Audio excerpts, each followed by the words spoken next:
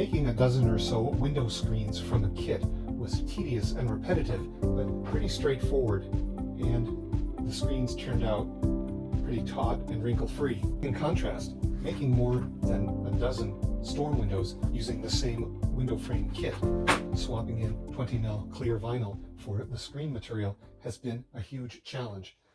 The difficulty is in inserting the spline and pressing it into the channel, which requires a whole lot of hand strength. But doing it without introducing puckering and wrinkles has been really hard. After doing a dozen or so of these, I have found a technique that, while not perfect, at least gives reasonable results in a reasonable amount of time. I start by using some cut-off scraps from a prior window to lock down the piece of vinyl in place on two sides. I found that the roller with the indentation in it is less likely to slip off the spline when you roll over it than the roller that is convex. It takes a lot of downward force to press the spline into the channel. If you stretch the spline, it becomes narrower and easier to press into the channel. The trick is to not stretch the vinyl at the same time, because you can pull it out of place and perhaps introduce stretching and puckering.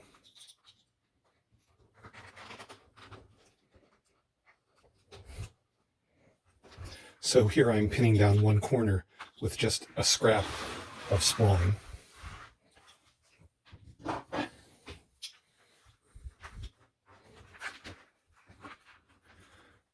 I'll stretch it a bit and do the other end of the same side.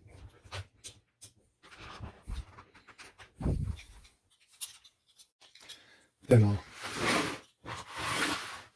turn the frame around and pin down the opposite side, putting a little tension on the vinyl to get any creases out of it.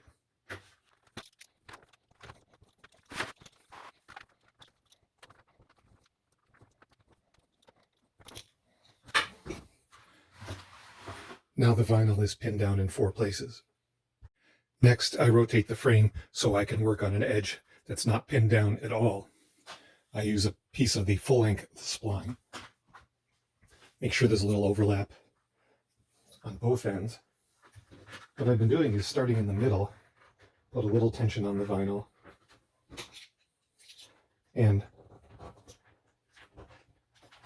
pin it down in the middle. What I found is if I just then proceed out towards the corner, by the time I'm there, I've introduced some excess material there and created a pucker. What seems to work a little better is if I stretch the spline to make it thinner, but not stretch the vinyl, and pin it down in several places.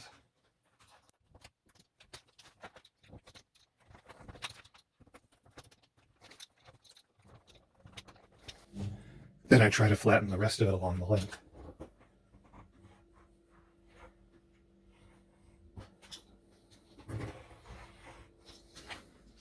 And there's no excess material here.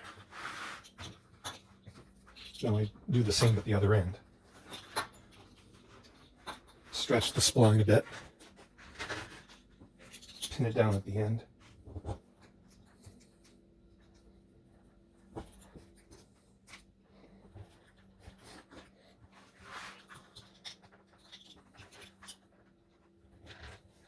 And then every few inches. And then roll it all down.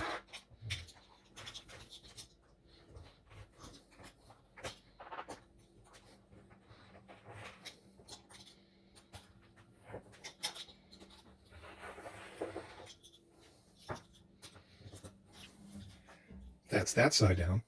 Then I repeat it on the other side.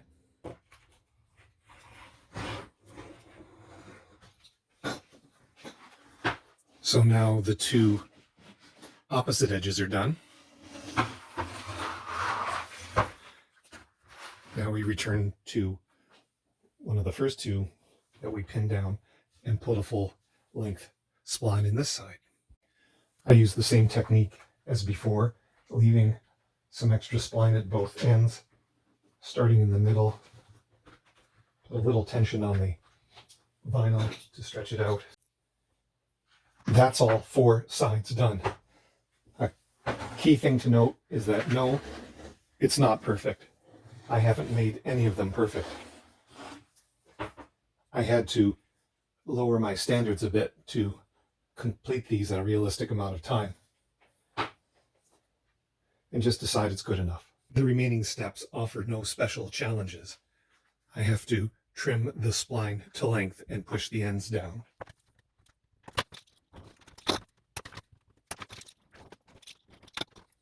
If you're going to use anything with a sharp end like this, make darn sure you don't puncture the vinyl.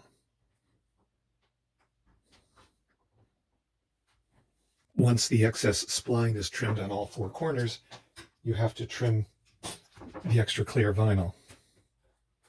I use scissors to cut down to the edge here, and a box cutter to trim the vinyl. Make sure to keep constant pressure against the aluminum so that the blade doesn't slip.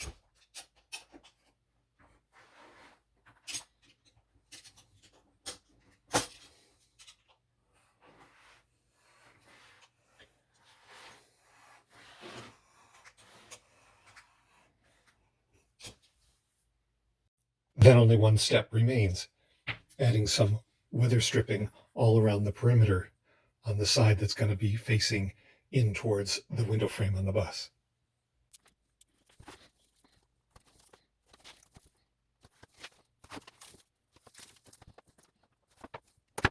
And this one is done. Just one more to go. I haven't assembled the frame yet.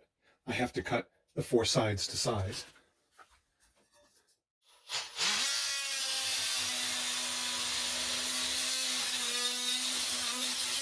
File down the rough edges where the cut was made. Tap the 4 corners in place. And the frame is ready to go. On one occasion, I misplaced the 4 plastic corners that went with one of the kits.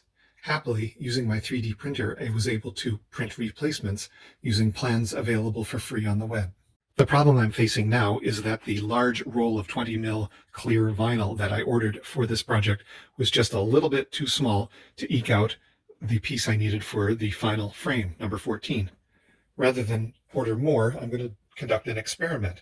This is a kit featuring a thin transparent film that shrinks when heat is applied. Used as directed, you apply this double-sided tape around the perimeter of whatever window in your home you want to reduce the leaks coming from the cold winter air.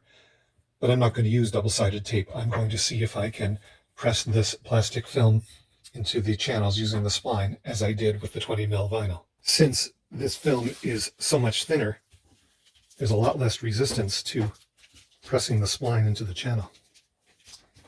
In fact, I don't even need the roller. I will use it to get it all the way down, but you can mostly do it with your thumbs. All the splines are in place and trimmed. You can see some wrinkles near the corners and along the edges in places, and also a bit the marks where the material is folded. Let's see the extent to which applying heat smooths those out.